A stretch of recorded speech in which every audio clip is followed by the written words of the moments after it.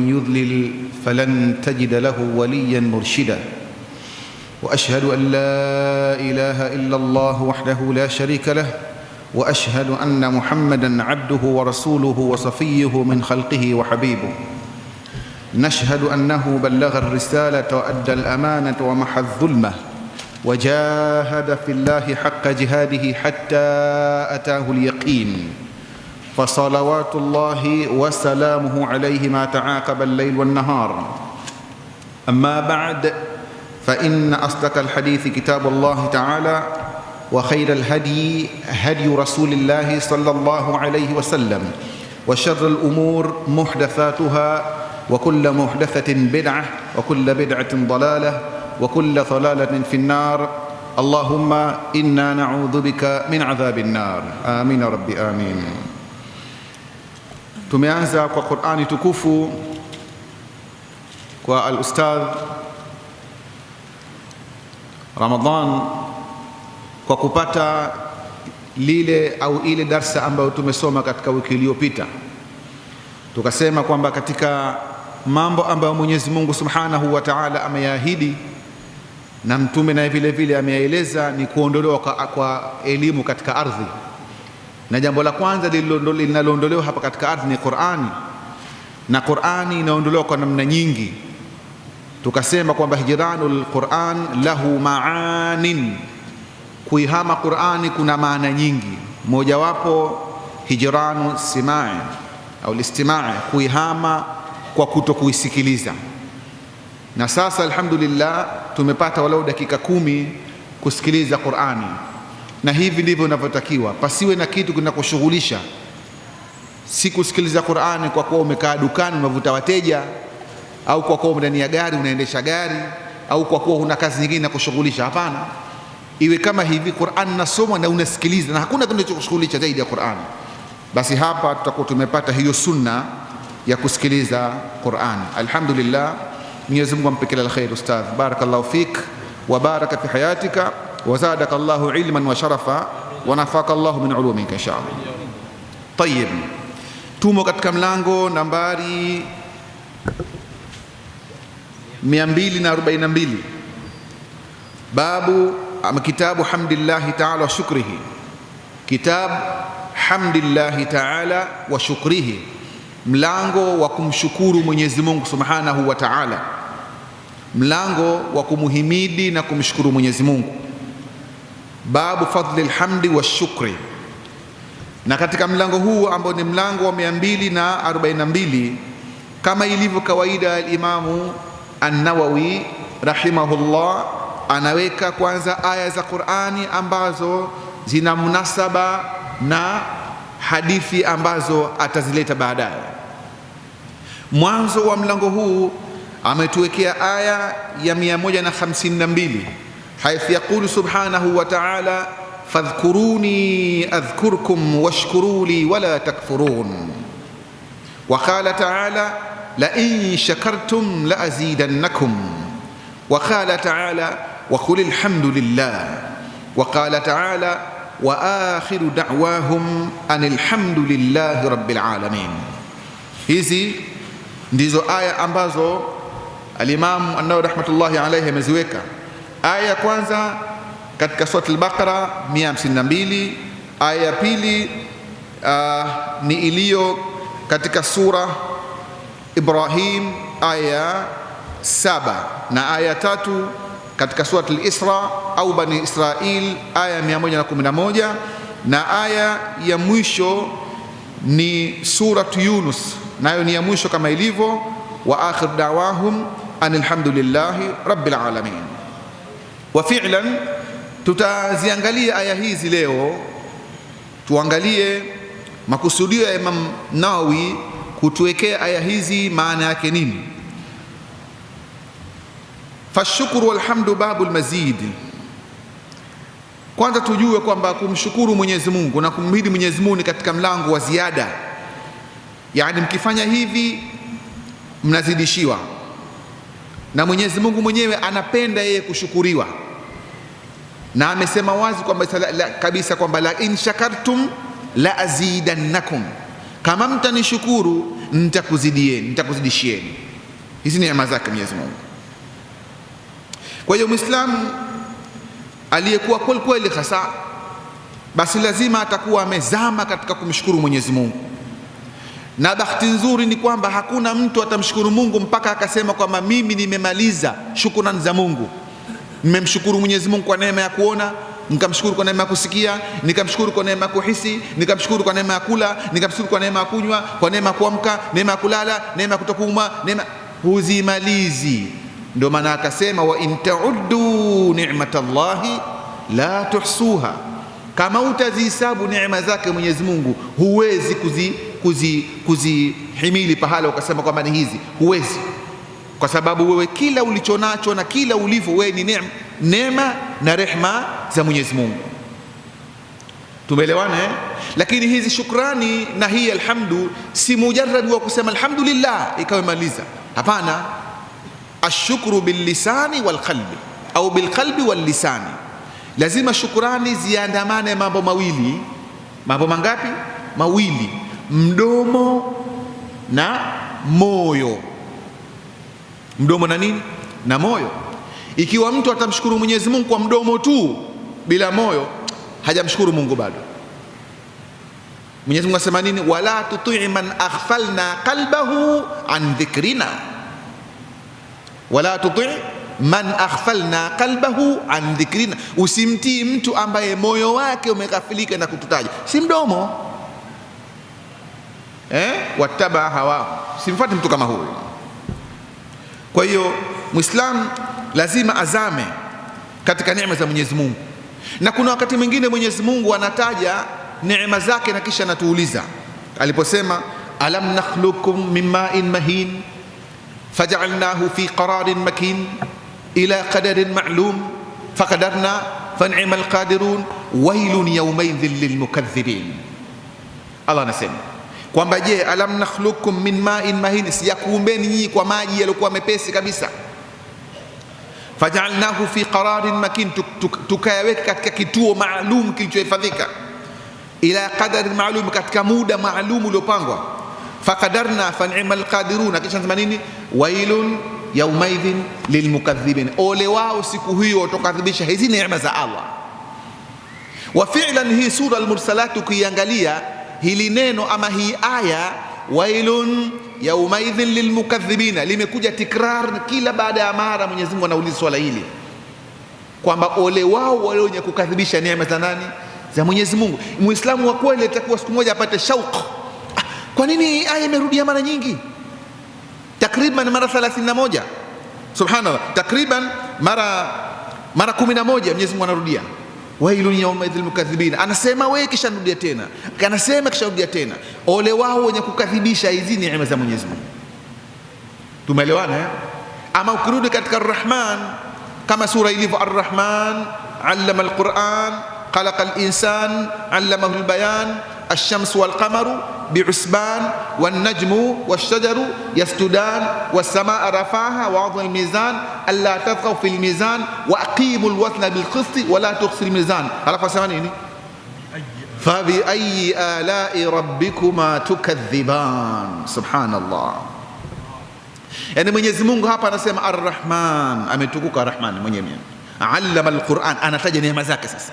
Allama al-Quran, kafundisha Quran. Ar-Rahman allama al-Quran khalaqa al-insan, kamuumba mwanadamu. Neema kubwa hii. Allamahu al-bayan, kamfundisha namna ya kubainisha. Ash-shamsu wal-qamaru bihusban wan-najm, anataja vitu vikubwa vikubwa ambavyo sisi tunaona vitu vipo, kumbe vinakwenda kwa hisabu yake. Wan-najmu wash-shajaru yasjudan, na hizo nyota mnazoziona na miezi yote fanya nini? Inamsujudia Mwenyezi Mungu na mwezi. Was-samaa rafaha, na mbingu tukafanya nini? Tukazinyanyua, tukaweka kila kitu sawa. Kisha anasema nini? Sasa nyinyi mnasemaje? Fabi ayyi ala'i rabbikuma tukadhiban, hivi ni ipi katika neema za Mungu ambazo nyinyi mnazikadhibisha? Kataja neema zenyewe, kaja jiskadha. Sasa katika hizi ipi mnakadhibisha? Alafu Mwenyezi Mungu kwa kuonesha ule ujabari aliokuwa nao na takaburi aliokuwa nayo, na uwezo na kujiamini kusema, akawa anarudia tena kama vile katika al-Mursalati, anataja neema na kisha anakuuliza tena, wapi unakadhibisha, ipi unakataa, jinsi kadha kadha kadha, ipi unakataa, jinsi kadha kadha kadha, ipi unakataa. Uchague katika hizi wewe unaiona wewe kwamba hii hapa mimi naweza kuchallenge, alafu uchallenge kama hii mimi ninabisha. Tumeelewana sijui? Allah amerudia mara 31 maneno haya ligharadhin ma'lum, kwa lengo maalum, sio bahati mbaya tu kama wanavyosema mustashirikina na waliokuwa wanapinga Qur'an kwamba Qur'ani imekuja tikrari, imekuja inajirudia rudia tu hivi. La. Rudi katika ulumul Qur'ani uone kwa nini aya hii imerudiwa mara nyingi. Rudi utakuta ina siri nyingi sana. Mwenyezi Mungu hasemi neno tu kisha likawa hivi hivi au akalirudia ikawa bure bure. Kila anaporudia kila mara moja, basi anarudia kwa lengo maalum na maana maalum amiq, ambayo wengi hawawezi kuiona, wengine hawawezi kuiona. Si kila mtu ana macho ya kuona Qur'ani, wala si kila mtu ana akili ya kufahamu Qur'ani. Qur'an ni kitabu maalum kimeletwa, dhalika alkitabu la raiba fihi hudan lilmuttaqina, kitabu hichi ni kuongofu kwa wamchao Mungu. Na ndani ya kitabu hichi Mwenyezi Mungu kila mara anasema inna fi dhalika la ayati liulil albab, hakika katika hii habari hizi, aya hizi, kuna dalili kwa watu wenye akili. Ukijiona hujafahamu, we huna akili. Si ndio Mungu alivyosema? Inna fi dhalika la ayati liqaumin yaqilun, watu wenye akili. Liqaumin yatafakkaruna, watu wenye kufikiri. Liqaumin yatafaqahuna, watu wenye kufahamu. Liqaumin, alakasema tena nini? Kitabun anzalnahu mubarakun liyadabbaru ayati, watu wa kuzingatie. Ukijiona mpaka muda huu wewe hujafahamu maneno haya, jitilie shaka. Jitilie nini? Shaka. Mimi na akili kweli? Akwani kwa sababu mpaka leo sijafahamu. Tumeelewana eh?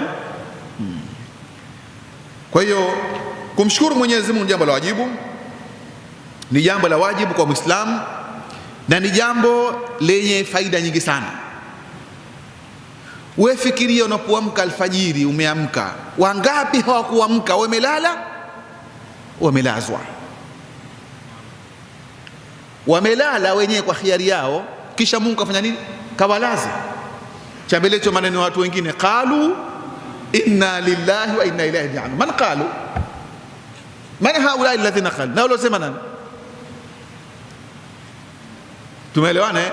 Mwingine kalala lakini kaamka, mdomo umekwenda kulia, jicho limekwenda kulia, mkono umekwenda kulia, kesha paralyze yule. Pale alipo tena hawezi kuinuka tena yule, inabidi ainuliwe, tafutwe na dawa, aanze kuchuliwa na mambo chungu zima.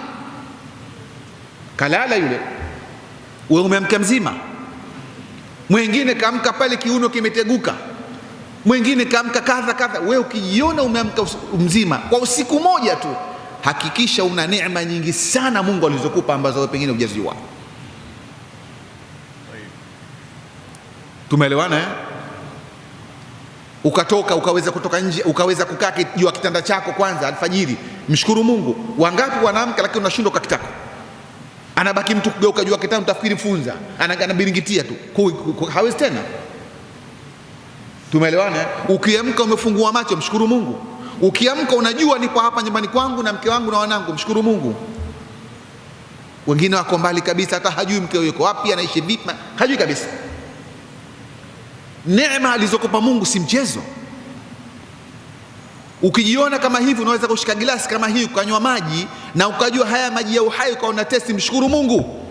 Kuna mwenzio kwa hospitali saizi kakaa juu ya benchi, anaambiwa kunywa maji, siwezi nitatapika. Eti maji yale maji ya uhai, yeye akinywa anafanya nini? Anatapika, kwake machungu mabaya. Mwenyezi Mungu kamtuma mnyama mdogo, mbu tu, kamtafuna, kaondoa ile dhauq, kaondoa testi ya maji katika kinywa chake, basi maji anasema machungu. Wewe unakunywa maji tena, nataka baridi ya akhi, nataka baridi bwana, nataka siji kitu gani. Mshukuru Mungu.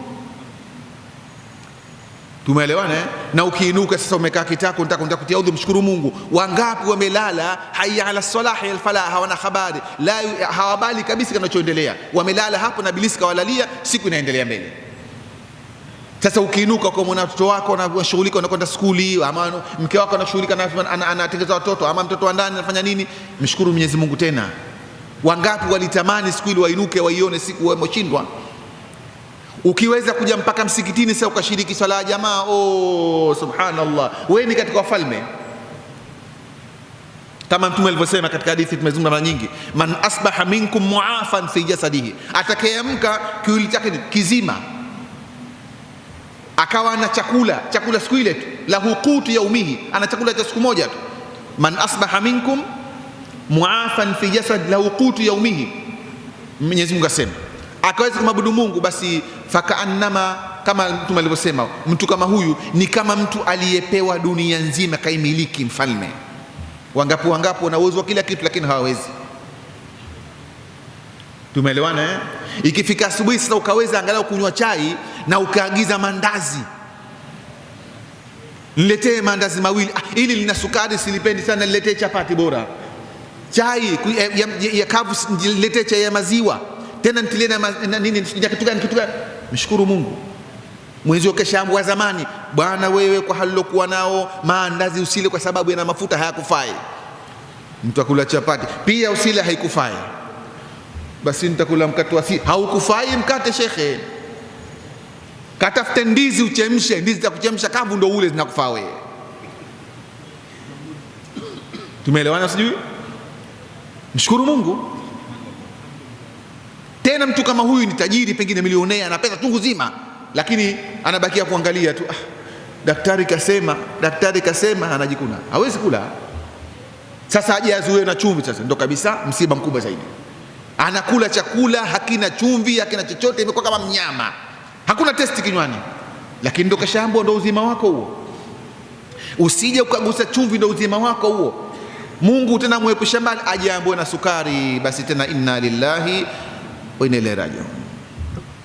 Wewe mzee mzima, alhamdulillah, unatoka nje, lete sio mixi nini, alkasusi lete. Unapiga gilasi ya kwanza, ustazi niongezi bana, leo unaichangamsha uzuri, unakula ya pili, habari huna kabisa, unakonda mbwe, unatafuta maji unachindilia juu.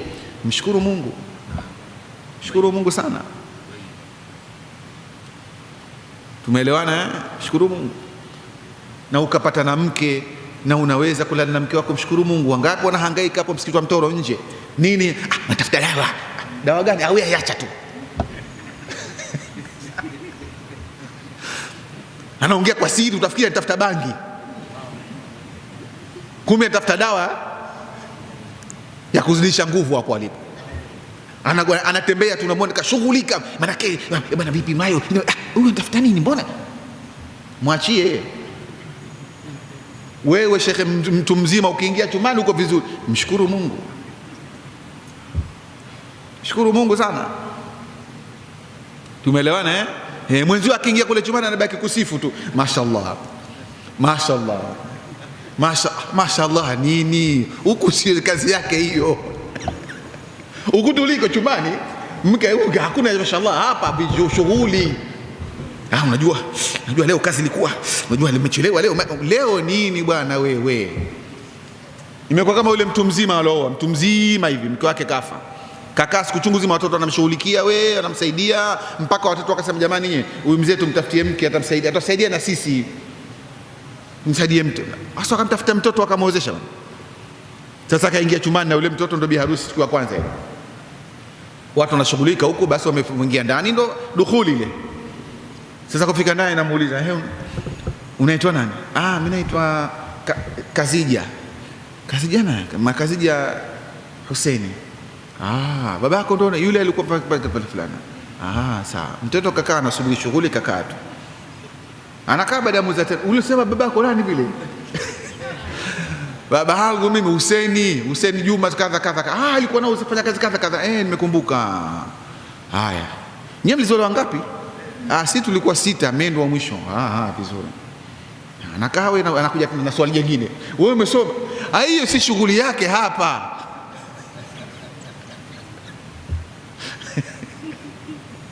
Umefahamiana? Lakini wewe Mwenyezi Mungu akakupa vitu kama hivi, siku ya shughuli msikitini hapo unaona kama unachelewa, watu wanakuchelewesha kwenda kupeleka shughuli zako, mshukuru Mungu. Wa in ta'uddu ni'matallahi la tuhsuha. Tumeelewana? Neema za Mungu ni nyingi. Hii wewe kuwa na uwezo wa kukaa hapa sasa hivi, neema Mungu, mshukuru Mungu. Huu uwezo wa kukaa hapa sasa hivi, mshukuru Mungu. Maana kuna wenzetu wengi shetani kashawazaini, wameona upumbavu wa kila mtu kana shughuli zake, wengine barzani, wengine katika kahawa, wengine katika TV, wana shughuli za huko baidi kabisa. Mshukuru Mungu wewe. Tumeelewana eh? Nakumbuka siku moja madrasa, kijana mmoja akatoroka siku nyingi chuoni Zanzibar ilikuwa. Sasa siku hiyo ndo kaja chuoni, mwalimu kamkamata takumtia bakora, ambia maalim, subiri kwanza, mimi usinipige. Nisikupige vipi na siku zote umetoroka chuoni, sijaja labda mwezi mzima. Maalim, mimi nitakuwa unipongeze kwa hii kuja leo. Nikupongeze umetoka chuoni? Ndio. Kwani kwa sababu bilisi alikuwa kanzaini, leo ndio nimemshinda. Bilisi kanzaini, hivi leo ndio nimemshinda. Yaani maalim, leo wewe unipongeze, si unipige. Subhanallah, subhanallah.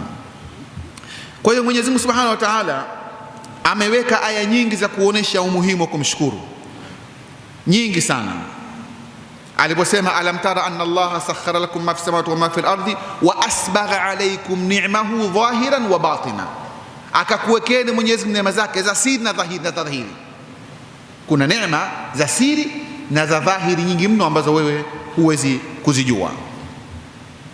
Na nguzo moja kubwa kabisa ya kumshukuru Mungu ni kufeel ile neema Mungu aliyokupa, kuihisi, ashuuri bin neema, kuhisi ile kumshukuru Mungu ile neema aliyokupa, kwamba mimi Mungu kanipa neema, natembea. Kuna watu viziwi viwete hawatembei. Ile kuhisi kwamba mimi na neema Mungu alionipa, tayari umo katika njia ya kufanya nini? Kumshukuru Mwenyezi Mungu. Idhan maana shukr au alhamd, nini maana kumshukuru Mwenyezi Mungu au kumshukuru Mwenyezi Mungu? Maana yake nini?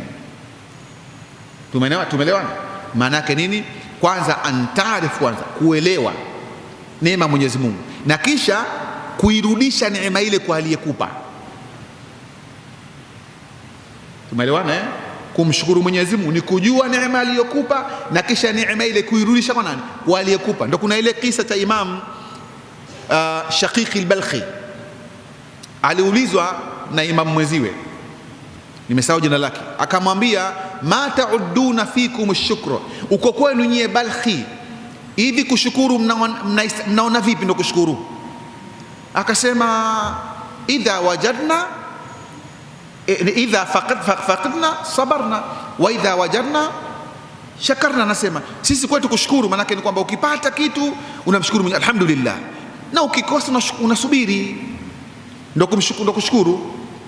Imam akamwambia hiyo ni hali ya mbwa kule kwetu. Kule kwetu mbwa ndio wanafanya hivyo. Sijui alikuwa Hasan al-Basri, imam mmoja katika hawa.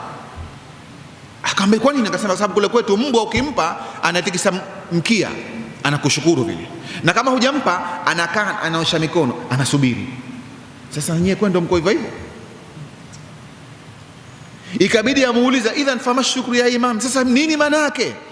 Akamwambia kushukuru kwetu sisi idha wajadna, tunapopata, si yani idha wajadna atharna, tunapopata tunatoa kile Mungu alichotupa kuwapa wengine, ndio tunashukuru hivyo. Tunafahamiana sijui? Kumshukuru Mungu ni ile neema aliyokupa kuwapa wengine waliokuwa hawana, ndio maana anayojua yeye.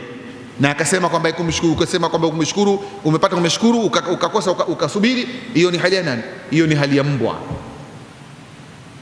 Tumeelewana eh? Nabii Musa alayhi salam alimwambia Mwenyezi Mungu siku moja, ya Allah innaka khalaqta Adam biyadaika wa nafakhtahu min ruhika, na ya Allah Mwenyezi Mungu, wewe umemuumba baba yetu Adam kwa mkono wako, na ukampulizia upepo wa roho, na ukampa neema chungu zima mzee wetu. Mtu aliyemfanyia wema mzee wako ndio kakufanyia wewe. Tunafahamiana sijui? Yani mtu aliyomfanyia wema babako, huyo ndio kakufanyia wema wewe. Na katika ihsani ni kulipa wema wa wazee. Sasa Nabii Musa na Mwenyezi Mungu, ya Allah, wewe baba yetu Adam umemuumba mwenyewe, ukampulizia roho, ukampa kila kitu, fa kaifa nashkuruka, vipi na kushukuru ya Allah? Umeelewana? Mwenyezi Mungu sema nini? Kaambia, ya Musa udhkurni wala tansani innaka in dhakartani shakartani wa in nasitani kafartani ya Musa. Mwenyezi Mungu anasema, ewe Musa, kunishukuru mimi, udhkurni wala tansani, unikumbuke kila saa, usinisahau, ndio utakaonishukuru. Kwa sababu innaka in dhakartani shakartani, ukinikumbuka ndio utanishukuru, wa in nasitani kafartani, na ukinisahau sasa utakuwa unanikufuru. Sasa utakuwa unafanya nini? Unanikufuru. Ndio pale tuliposema kwamba nguzo ya kwanza kabisa ya kumshukuru Mwenyezi Mungu ni kujua ile neema Mungu aliyokupa, kuihisi kama mimi Mungu kanijalia neema kubwa ya kuumbwa. Tumeelewana? Ya kufanya nini? Ya wewe fikiria, ungekuwa wewe papai unawekwa sokoni na binywa hivi, ungekuwa hali yako. Tumeelewana eh? Ungekuwa nini? Wewe ungekuwa papai, ingekuwa au ungekuwa umeumbwa pamoja na washenzi wanakula nguruwe, wewe unakula saizi. Lakini Mungu kakumba Muislamu, unajitambua, unajielewa, unamjua Mungu. Mshukuru Mungu, shukuru sana Mwenyezi Mungu. Tena kumshukuru Mwenyezi Mungu ndio katika namna ya kumwabudu, kama anavyosema, washkuru lillahi in kuntum iyyahu ta'budun, mshukuruni Mwenyezi Mungu ikiwa mnamwabudu yeye. Tumeelewana eh? Na hata binadamu, kama binadamu kwa mfano umemfanyia wema, labda tuseme umemposia mke na sasa kashazaa na watoto chungu zima, anakumbuka yule kwamba mimi Sharifu ndo kaniposea, simsahau bwana, wallahi nashukuru sana yule bwana kaniposea au kanitafutia mke, simsahau yule bwana, Mwenyezi Mungu ampe kila la kheri. Lakini Sharifu katika siku kwa bwana, wewe njoo leo, kesho mimi nina shughuli yangu ndogo, uje unisaidie bwana, pale watakuwa watu wengi, nataka uje usaidie kwa kuwahudumia watu. Yule bwana asipokwenda, Sharifu atasemaje? Yule bwana hana shukurani. Tumeelewana eh? Pamoja na kwamba alisema sana na kushukuru asante, na kushukuru asante, lakini vitendo vyake si vya kumshukuru.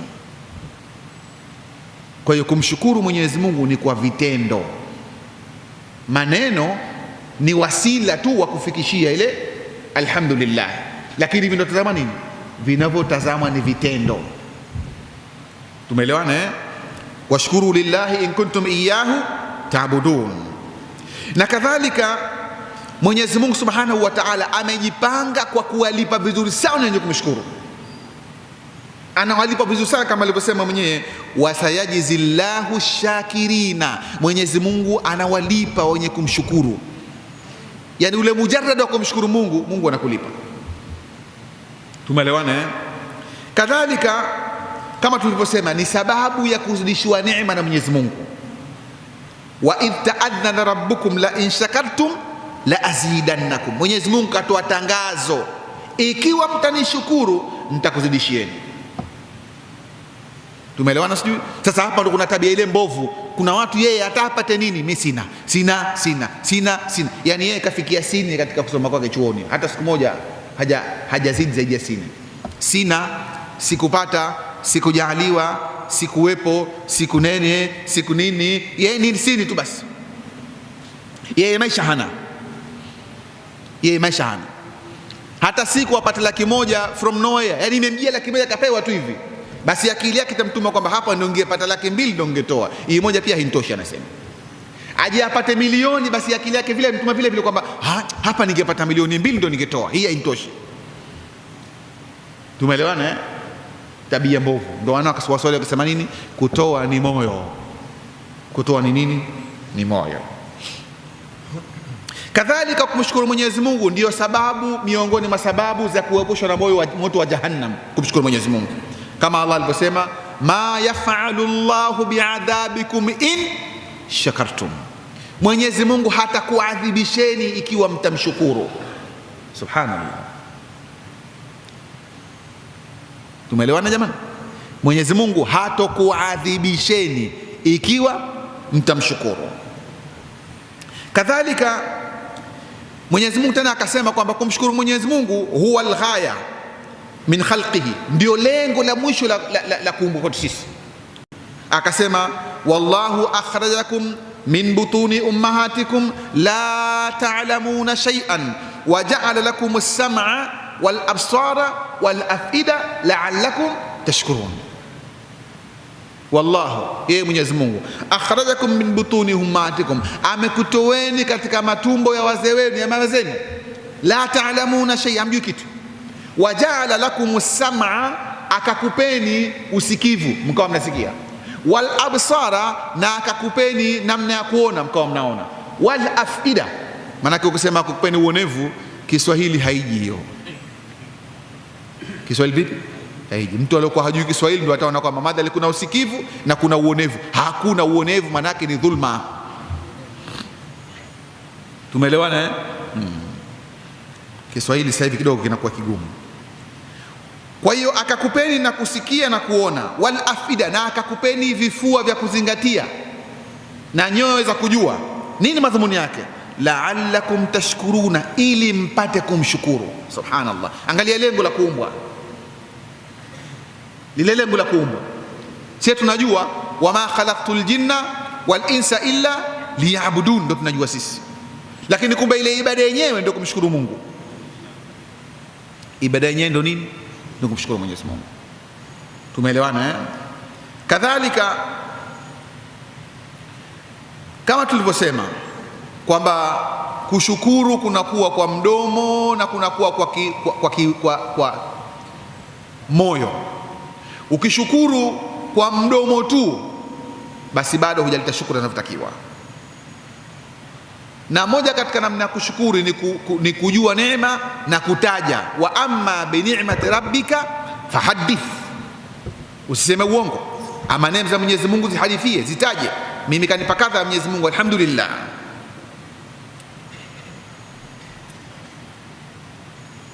Na kumshukuru Mwenyezi Mungu kwa viungo Mungu alivyokupa. Mwenyezi Mungu nini alivyokupa? Kakupa mikono, kakupa miguu, kakupa nini. Kumshukuru kwa viungo, kama mtu alibainisha, ni kutokumwasi, kutumia viungo vile katika mambo ya kheri na sio katika mambo ya shari. Tumeelewana eh? Maana vijana ndio wanafanya hivi, anakwenda kufanya mazoezi. Sasa akishafanya mazoezi, kile kifua anataka aoneshe watu wajue kama yeye ananyanyua vyuma. Sasa wakumzama, sasa akitembea, sasa anatembea kama mwanamke anakunywa kunyonyesha, maana yake ili ionekane kwamba yeye anafanya nini, ana kifua kikubwa na ananyanyua vyuma, anatembea. Mungu alimwambia Nabii Daudi, i'malu ala Dauda shukra. I'malu, sio kulu, i'malu, tendeni. Kwa maana kwamba nini? Vitendo. Kushukuru ni vitendo. Tumeelewana eh? Ukisema alhamdulillah, basi hiyo ni wasila, unadhihirisha kile ambacho kiko moyoni mwako. Umeelewana eh? Maana tuko wengi, utamkuta mtu kashika tasbihi kama ile, kakaa barazani, sasa analeta tasbihi ile subhanallah subhana au alhamdulillah alhamdulillah, anamshukuru Mungu, lakini macho yake hapa juu ya miwani anaangalia kule unapita barabarani kule, anaangalia alhamdulillah alhamdulillah alhamdulillah alhamdulillah alhamdulillah, moyo wote uko kule kwa wanawake na nao unapita barabarani. Sasa unataka kuniambia wewe unashukuru kweli? Tumeelewana eh? Allah anasema tena, wa atakum min kulli ma sa'altumuhu, Mwenyezi Mungu akakupeni kila mnachokiomba. Wa in ta'uddu ni'matallahi la tuhsuha, la tuhsuha. Ndio maana Bwana Mtume sallam akitaka kumshukuru Mwenyezi Mungu anataja maneno makubwa mno ambayo ilitakiwa kila mmoja katika sisi ayahifadhi. Anasema nini? Anasema la uhsi thanaan alayka, siwezi mimi kuzikusanya shukurani hasa nikazidhibiti kwako Allah. Anta kama athnaita ala nafsika, wewe Mwenyezi Mungu kama ulivyojisifu mwenyewe ndio unajijua vizuri. Falakal hamdu hatta tardaka, shukurani ni zako Mwenyezi Mungu mpaka utaporidhi mwenyewe. kama wanavyosema wengine, walakal hamdu idha radita walakal hamdu ba'da ridha, subhana rabbika rabbil izzati amma yasifun walhamdulillahi rabbil alamin wa salamun alhamdulillahi rabbil alamin. Bwana Mtume anatumia maneno makubwa mno, maneno yenye yaliyojengeka katika ibara ambayo imekusanya kila kitu. Udhalilifu mbele ya Mungu, la uhsi thanaan alaika, mimi siwezi kuzikusanya shukurani kwako nikakupa inavyotakiwa, siwezi. Jamani, tumeelewana? Hivi kuna kiumbe aliyekuwa bora kuliko Bwana Mtume? Hakuna. Kama anavyosema mshairi, wallahi ma khalaqa al-ilahu bashan wala bara yura ka Muhammadin baina al-wara sallu ala nabi. Mwenyezi Mungu hajapata kuumba kiumbe alionekana kama Bwana Mtume sallallahu alaihi wasallam, lakini yeye Bwana Mtume anasema nini? La uhsi thanaan alayka anta kama athnaita ala nafsika. Tumeelewana eh?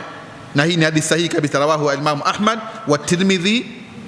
Maneno haya ni maneno mazuri mno mtu kuyatumia haya. Ukitaka kumshukuru Mwenyezi Mungu, tumia haya maneno ya Bwana Mtume haya. Tumeelewana? Hii ni dua ambayo haina chenga kabisa. La uhsi thanaan alayka anta kama athnaita ala nafsik. Vile vile Bwana Mtume sallam alituhimiza tuwashukuru na watu, sio kumshukuru Mwenyezi Mungu tu. Kuwashukuru na nani? Na watu, kwa sababu Mwenyezi Mungu anawatumia watu katika kuwasaidia watu. Kwa hiyo mtu asije akajifanya kwa majabari, bwana wewe mimi namshukuru Mungu bwana. Hujafahamu wewe hujafahamu. Hapo unapowashukuru watu ndio unamshukuru na Mungu.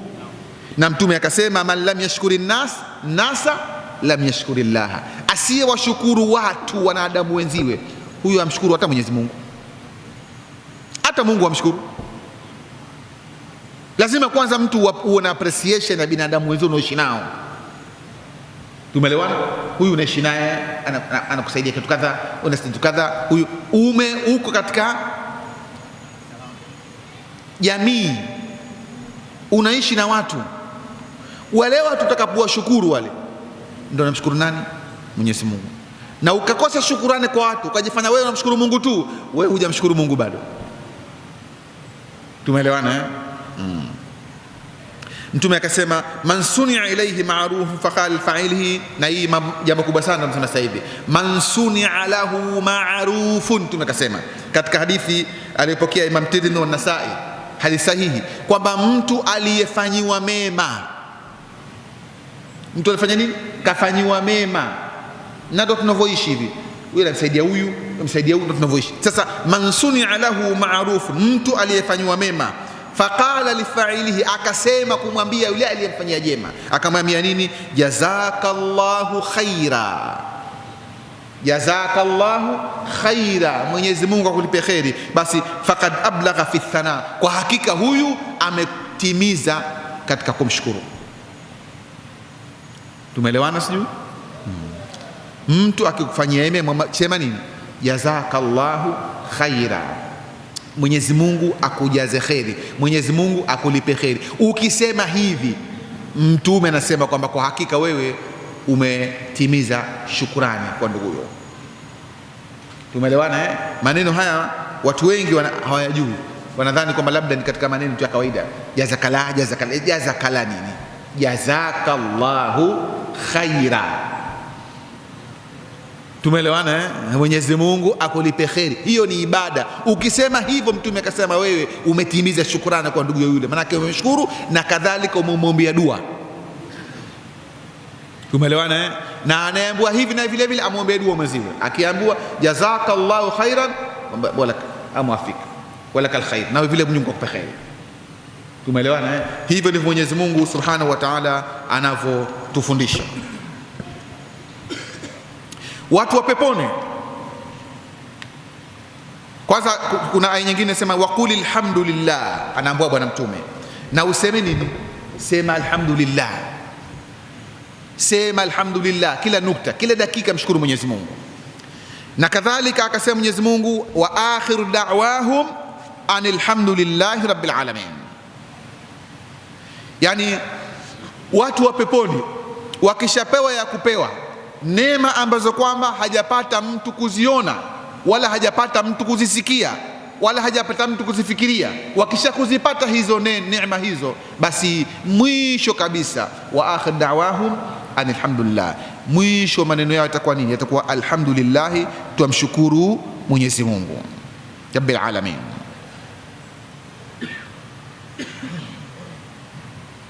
Tumeelewana jamani? Walhamdu, na nini maana alhamdu lughatan, kwa kilugha?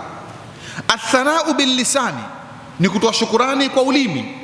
Alhamdulillah, yani alhamdu ni kutoa shukrani kwa ulimi, ala aljamil alikhtiyari, ala jihati at-ta'zim, katika mambo mazuri uliofanyiwa na namna ya kumshukuru Mungu aliyekupa, ndio alhamdu. Alhamdu wa fi'lun, ni maneno katika kisheria, ni maneno yanotumika kuexpress feeling ama hisia zako kwa yule ambaye kafanya nini, ambaye aliyekuumba. Natumai mpaka hapa tutakuwa tumaliza aya ambazo Mwenyezi Mungu Subhanahu, ambazo Al-Imam Nawawi ametuwekea. Sawa eh? Tuende sasa katika hadithi wala umoja tupate.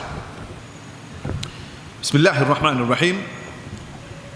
An Abi Hurairah radhiyallahu anhu, an Abi Hurairah radhiyallahu anhu, anna an-nabiy sallallahu alayhi wasallam, kutokana na Abu Hurairah asema kwamba Bwana Mtume sallam amesema, anasema kwamba Bwana Mtume sallam utiya lailata usriya bihi, alipelekewa siku ile ya safari ya Isra. Tunajua safari ya Isra jamani, tulizungumza siku nyingi kisa cha Isra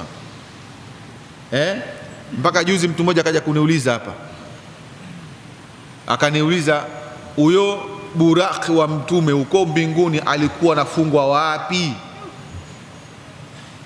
Sheikh Abubakar aliniuliza juzi,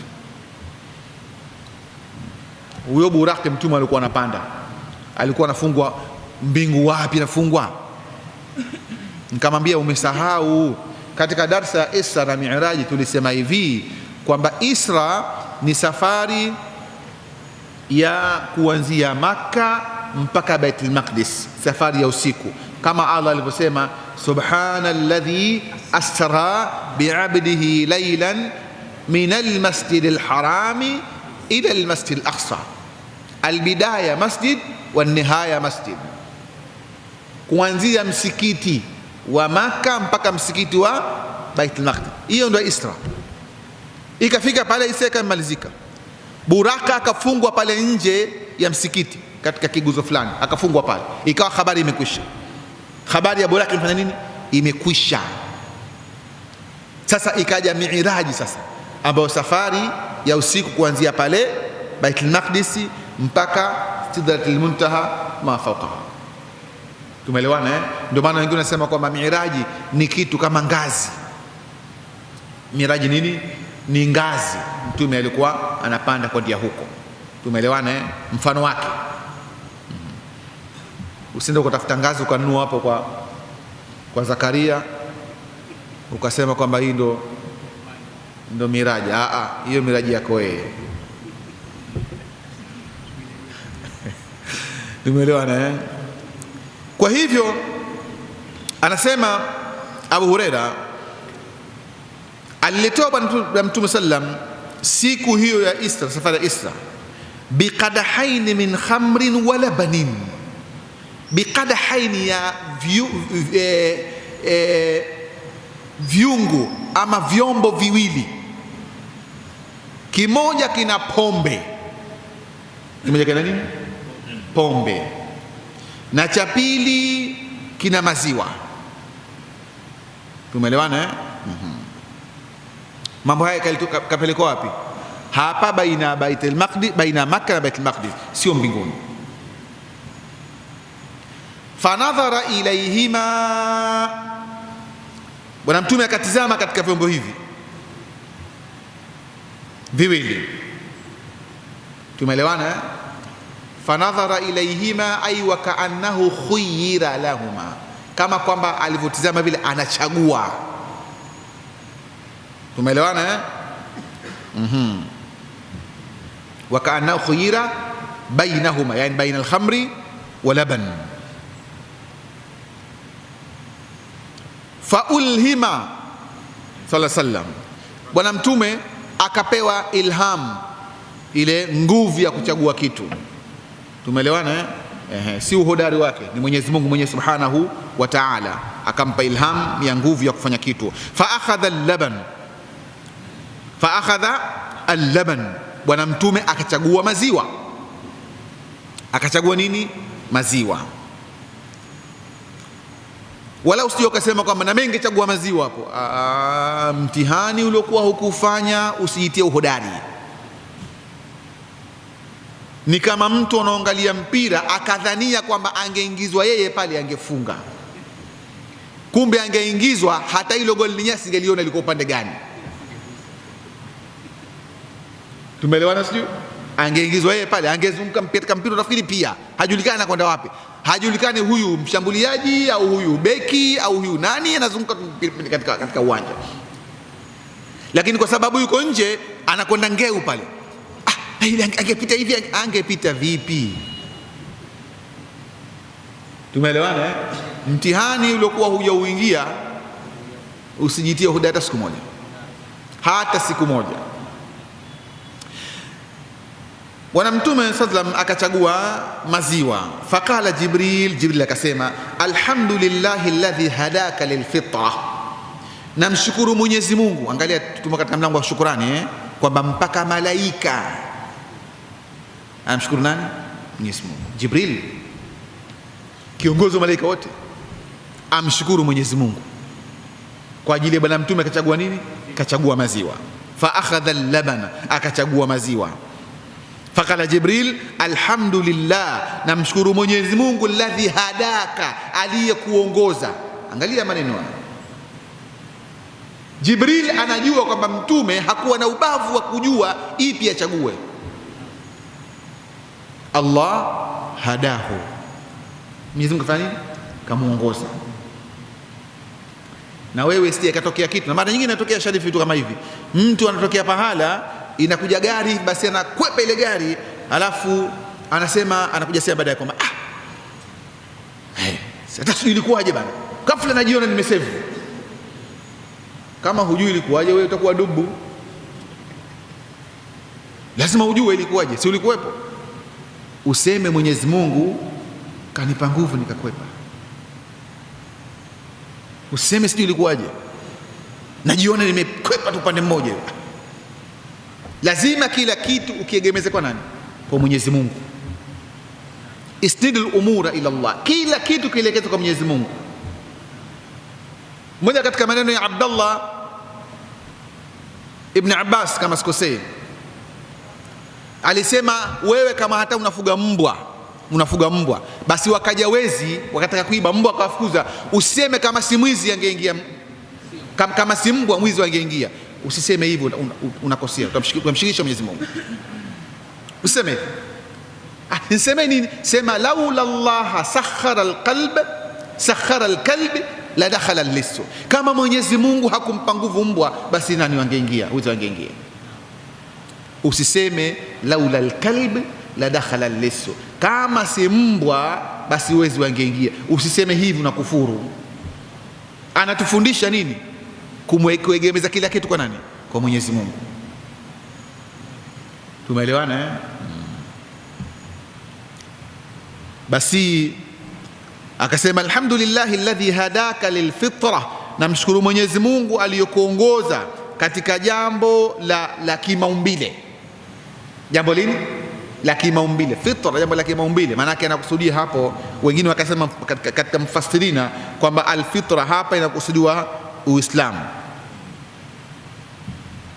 Uislamu kwa nini? Kwa sababu Uislamu ndo umeharamisha pombe. Umeelewana Lakini wakati mwingine mimi natamani siku moja nimpate mlevi nimuulize, maziwa meupe na kitu cheupe kinakuwa mara zote kizuri, abyad. Maziwa hata harufu yake huwa nzuri, na unaweza ukanywa yakawa moto ukapuliza taratibu, na unaweza ukanywa yakawa baridi, lakini kila ihima, kila namna zote hizi unapata testi. Upande wa pili, pombe huku ukikaribia inakupa harufu ambayo inakirihisha, na ukinywa mpaka unakunja uso kama mtu ambaye unakula ndimu au limau. Sasa kinachokupelekea wewe kunywa pombe nini? Sijui mnanielewa jamani? Tupate siku moja mtu tumuulize, wewe uweke maziwa na pombe, unakwenda kunywa pombe kwa vipi? Kwani inakuvutia nini? Au labda kile Kiingereza anachosema baada ya kulewa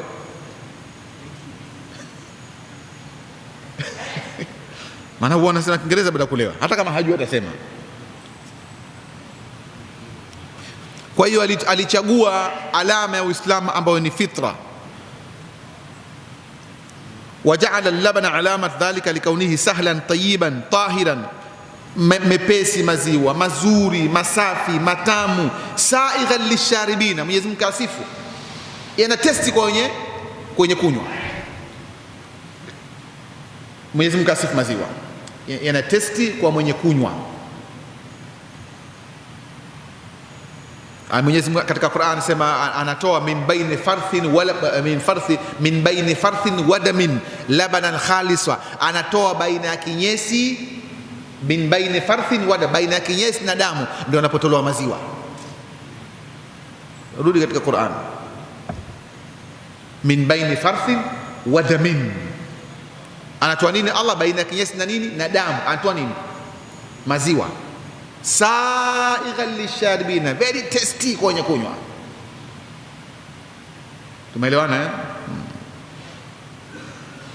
Na ulevi unajulikana, alkhamru ma'rufun ummul khaba'ith.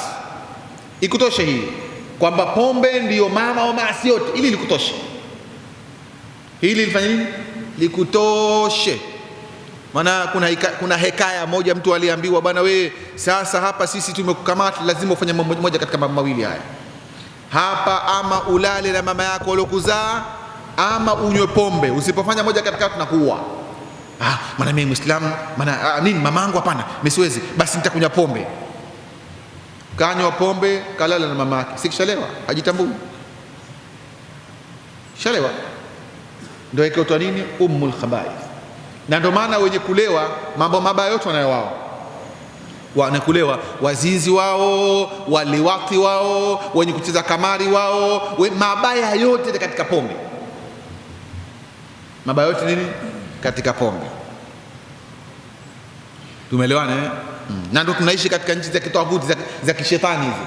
Unaambiwa kwamba taskalaja, the choice of new generation, chaguo la kizazi kipya, pombe. Nyie hamsomi matangazo? Angalieni, chaguo la kizazi kipya. Halafu kuna nyingine ambayo urithi wa taifa, ile inaitwa nini, konyagi, si kama hiyo. Msiba shekhe, nini msiba? Tayib, tumalize hadithi hii. Akasema Jibril, law akhadhta al-khamra ghawat ummatuk, ya laiti Muhammad, kama ungechukua pombe, kama ungelichagua pombe. Bwana Mtume Muhammad, Jibril anamwambia, ikiwa ungekuwa umechagua pombe, basi naam, ghawat ummatuk ay inhamakat fil jahli wad dalal, umma wako mzima ungelizama, ungelipotea, ungelizama katika ujinga na upotofu. Sasa hapa kidogo tutumie akili, tulinganishe maneno haya ya Jibril na hali yetu ya sasa. Huyo bwana Mtume kachagua maziwa, hali ndio tunavyoiona hii. Kila baada ya nyumba 3-4 kuna baa. Nenda Sinza, pita Palestina, pita sijui wapi, nenda Ilala, pita Magomeni, kwa Macheni na kwingineko. Kila baada ya nyumba 3-4 kuna baa. Mtume wetu kachagua maziwa. Je, pingi ilikuwa tumechaguliwa pombe, si tungelikuwaje? inna lillahi wa inna ilaihi rajiun. Sallu ala nabi. Sasa hapa ndo tujue namna gani tunapomlet down mtume wetu. Hakututaka sisi tuwe cha pombe. Mtume hajatutaka sisi tuwe nini? Cha pombe. Ila wenyewe ndo tunajilazimisha kuwa nini? Cha pombe. Hatari Sheikh.